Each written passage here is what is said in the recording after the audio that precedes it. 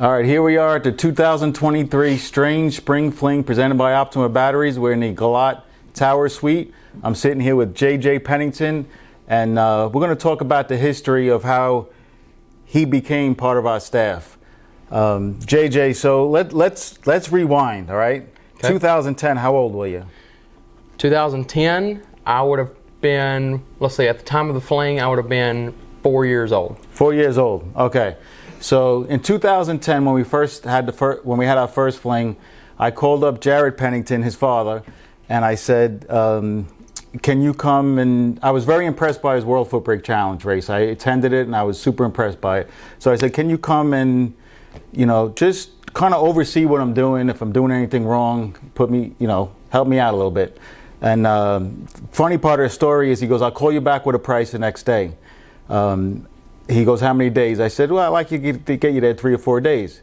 So calls him back the next day. He goes, all right, Pete, I got the price. And he says, it's serious as can be. He goes, it's going to be 10 grand. Take it or leave it. So, and I didn't know him really well. So I was like, okay. And he goes, I'm just joking, man. It's only X amount per day. So anyway, he has a great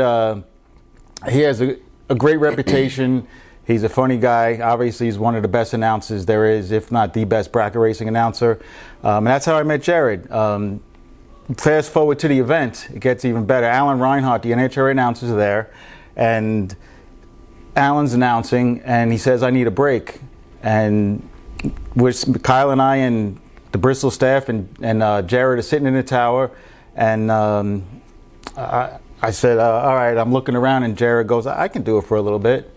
That was 2010. That was his first really debut as an announcer. I started listening to him. I pulled him out. I said, holy moly, dude, you're good. And anyway, the rest is history. He's been part of our flings for a long time. He's made a lot of them from 2010 to 2017. He's made probably all of them. Now he's a little bit busy and he makes them as he can. But that's how I met this guy. This guy started announcing, JJ started announcing. How old were you when you first started announcing at our flings? At the flings, I would have been 10 years old, the first fling I ever went to. So at 10 years old, I'm listening to this guy, and he would just fill in because his father, he knows we run a pretty tight program, and we want the professionals on the announcements. So calling the shots. So he lets JJ in a little bit here and there, and I'm like, man, this kid's good. As the years went on, he got better and better, and I called Jared and I said, can you come to this event, to the Galat event? And he said, no, I can't. I said, what about JJ? How old are you now, JJ? 17. 17. And when he was 10, he was doing math like Rain Man. I'm telling you, this guy was figuring out. Within a millisecond of when they crossed the finish line, he was figuring out the stripe, everything. But I told him, and I meant this, JJ, you earned this.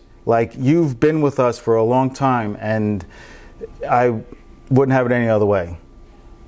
So how does it feel to, you've announced at a lot of races, how does it feel to be here at a fling? How does it feel to, I'm not going to say you're taking your father's seat, but he's a busy guy, and you can be part of our future. Well, I first like to say that's an honor for you to say that about me, coming from the Peter Biondo. So yeah, I came to my first fling, the spring fling in Bristol, 2016. 10 years old. It had been a dream of mine to go to a fling and really just travel the world, travel the country with my dad to announce these big money races that he went to. So I made it to my first fling, and I knew from that weekend forward that I wanted to go to every fling possible. I remember the first day we were there, the first morning, I held up one of the champion trophies from the weekend. You took my picture. I'll never forget that moment. Went out on the track, took a picture with you and Kyle. That's a moment I'll never forget. Really just, like I said, I knew from that weekend forward it was a dream of mine to come to a fling and do what I'm doing this weekend. From that point forward, made it to Galat the very first year you had it, 2017. We were at that one. Made it to all the Galat events up until 2020. Made it to all the Bristol events up until 2020, and then Dad retired from announcing all these big money races. So that kind of hindered my ability because I was only 14, 15 at the time. I couldn't drive myself, couldn't really fly by myself, couldn't do any of that stuff. He wasn't comfortable with me leaving home by myself. So when he called me, I guess it was about a month ago or so, close to it, and said, here's the deal. They've got an announcer at the Fling for Galat. Peter needs a second one. He wants you. Can you do it? I immediately said, I'd love to. Let me check my schedule. I'll know by next week. And I found out within the next week and a half.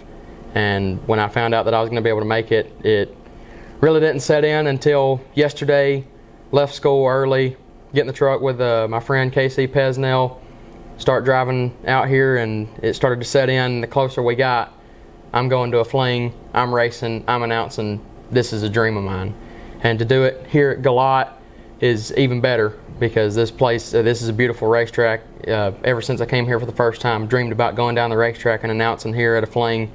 And now, thanks to you and my dad and just really everybody that's helped me out along the way, that dream's coming true. That's awesome. And I've watched you develop your skills. Knew from the start you were going to be something special. Watched you all the way through when your voice was even changing. Now you're a young man, you're responsible. Like I said, you're humble. But people ask a guy that's good in basketball, like, is it in your genes, or a guy that's good in racing? Is it in your genes, or is it something learned? Like, how did you get so good so early in life at announcing? So, obviously, World Foot Brake Challenge was started in 2007. I was a year old when it started. And my dad got his first real announcing job, I guess you could say, at the very first Fling when he stepped in. And just watching him at the World Foot Brake Challenge and everything, watching him on Motor Mania, I started to realize, okay, this is something he lets me do with him. This is something I could see myself doing. I really enjoy this. I enjoy being behind the scenes. I enjoy announcing.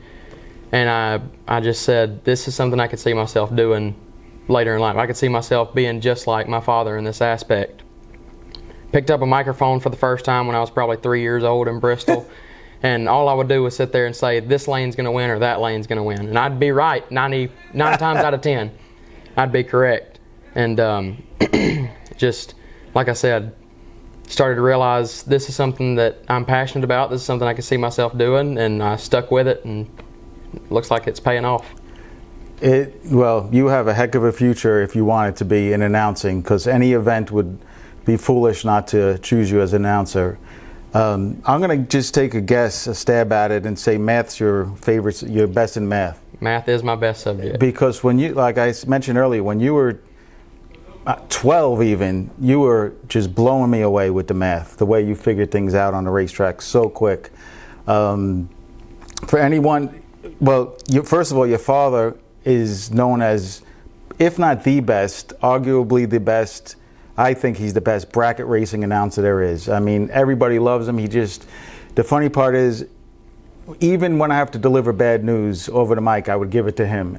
Okay, right. You do it. I'll deliver the good news. He knows, he just has a delivery all of his own. You picked up a lot of that. And